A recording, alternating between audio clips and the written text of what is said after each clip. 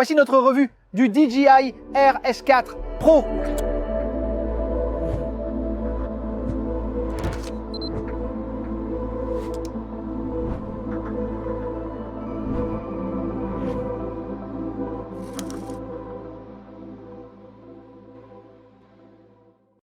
Voilà, il est à nouveau temps de passer en revue le DJI RS4 Pro. Et je l'ai dit lorsque nous sommes passés de la version 2 à 3. Que peuvent-ils réellement faire pour l'améliorer puisqu'il est déjà si bon? Mais d'une manière ou d'une autre, ils ont encore réussi. Aujourd'hui, j'ai rencontré un groupe de parcouristes de Comet 040 à Eindhoven. Parfait pour prendre des photos épiques avec le RS4 Pro. Allons-y.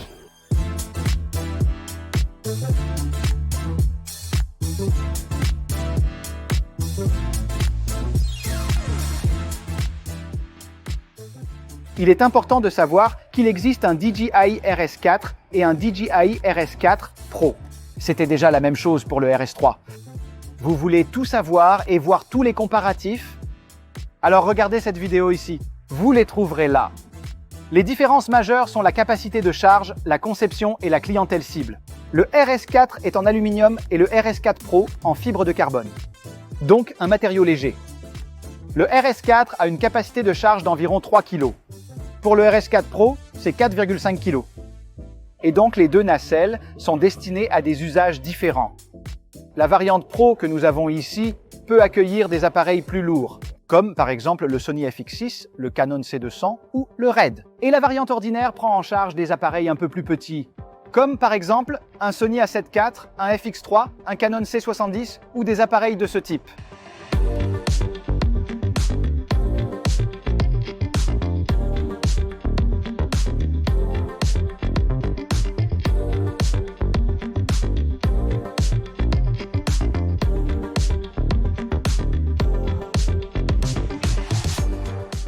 Et JP, il se trouve par hasard que nous tournons avec le RS3 Pro depuis quelques années, pas vrai? C'est ça.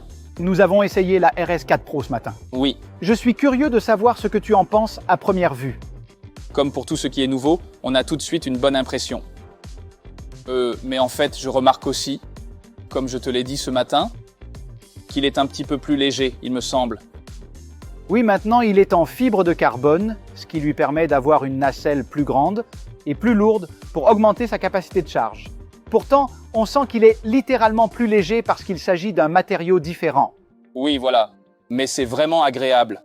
J'ai aussi l'impression que les axes sont un peu plus grands.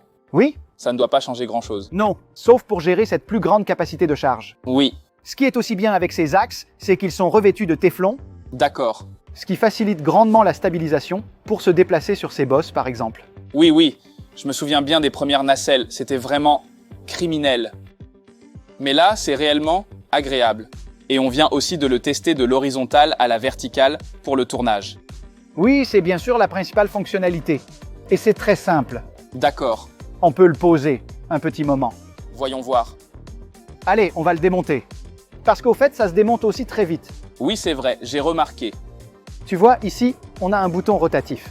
C'est en fait une sécurité supplémentaire. Tu appuies sur les deux boutons, tu détaches. Oui, Ensuite, en dessous, on a le même verrouillage. On le fixe dessus, on tourne pour le bloquer, et il est prêt à l'action.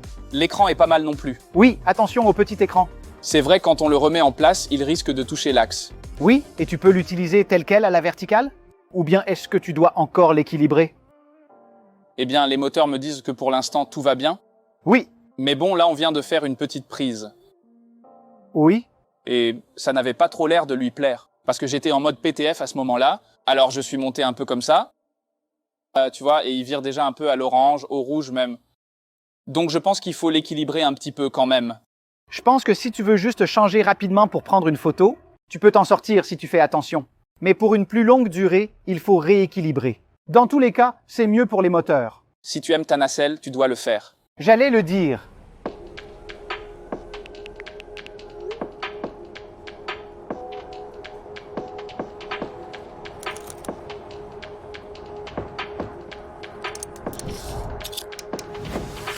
man when I chat and chit.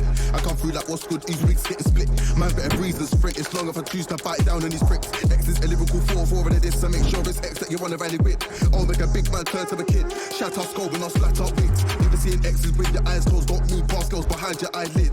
Bars and flows, check out their mixture. Tell them man can't handle the fixture. It's all funny games to the person saying it's all funny games. Get beat up and cocked out the picture. Must be active if you think you can wig me. I'll tell my man put down the liquor.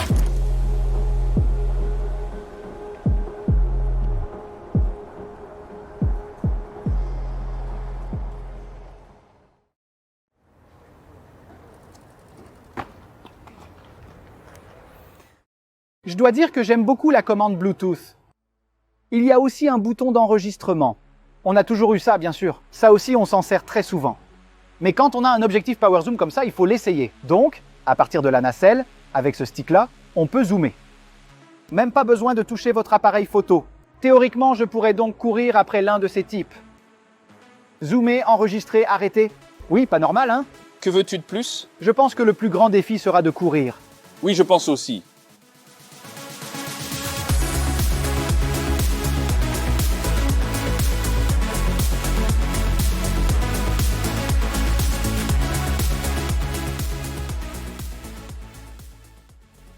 C'est bien en tout cas ce nouveau support vertical qu'on a là. Bien sûr, il faut le faire à la main. Mais l'avantage, c'est qu'on ne tient pas la nacelle comme ça. Ça nous permet d'arrêter le moteur pour le stabiliser. Et là, il ne détecte plus de mouvement. Quand vous le tenez comme ça, vous utilisez simplement tous vos moteurs, c'est-à-dire tous vos axes, et vous avez une stabilité maximale et une image verticale pour les réseaux sociaux.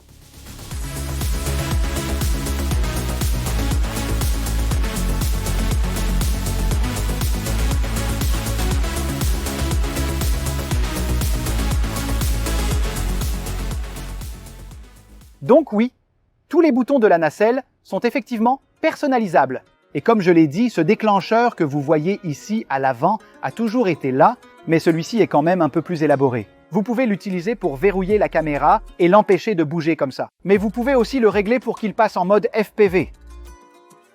Vous pouvez même personnaliser le bouton M à l'arrière de l'appareil. Bien sûr, c'est le mode sport si vous le maintenez enfoncé. Mais vous pouvez aussi appuyer dessus une fois et le configurer comme moi, pour qu'il prenne une photo par exemple. Oh mince! Oui, regardez ça. Des photos de la nacelle, oui. Oui. La molette aussi, qui se trouve à l'avant, est là depuis le début, mais elle a toujours été assez limitée. Mais vous pouvez maintenant paramétrer certaines fonctions, si votre appareil les prend en charge. Vous pouvez ajuster votre ISO, votre ouverture, votre vitesse d'obturation. Et ce qui est amusant, c'est que vous pouvez contrôler l'inclinaison de la nacelle, par exemple. Comme vous le voyez, il me suffit de tourner le bouton à l'avant. Un jeu d'enfant. Bien sûr, vous avez aussi un petit écran à l'arrière de votre nacelle pour lire toutes vos informations et pour configurer certaines choses, car bien sûr, c'est un écran tactile. Vous pouvez toujours verrouiller cet écran pour éviter de le toucher par inadvertance. Et vous pouvez programmer un verrouillage automatique. Et pour ça, j'ai balayé vers le haut, car il se verrouille automatiquement. Si j'arrête de toucher l'écran pendant 30 secondes, il se verrouillera automatiquement. Et ce qui est bien, c'est que vous pouvez aussi régler la luminosité de l'écran et la diminuer. Ce qui nous permet d'économiser de la batterie. Ce sont plein de petites choses. L'appareil était déjà bon et il s'améliore encore. Et comme nous parlons de l'amélioration des différentes fonctionnalités d'origine de l'appareil, nous allons aborder le Pro Combo. Il comprend des moteurs de mise au point et des accessoires à fixer à votre objectif. Mais ce qui est formidable, c'est qu'il s'agit d'un système complet. Par exemple, sur la plaque de montage que vous placez sous votre appareil, il y a déjà une pièce intégrée dans laquelle vous pouvez insérer cette barre. C'est sur cette barre que vous fixez le moteur de mise au point. Et la véritable pièce maîtresse de ce combo est le moteur de mise au point lui-même. En effet, il est jusqu'à 30% plus résistant. Il est désormais possible de l'utiliser pour contrôler l'ouverture, la vitesse d'obturation et donc la mise au point. Alors oui, si vous cherchez vraiment à faire une mise au point manuelle ou à affiner le réglage de l'appareil sans vraiment le toucher, il s'agit certainement d'une très belle extension des séries précédentes.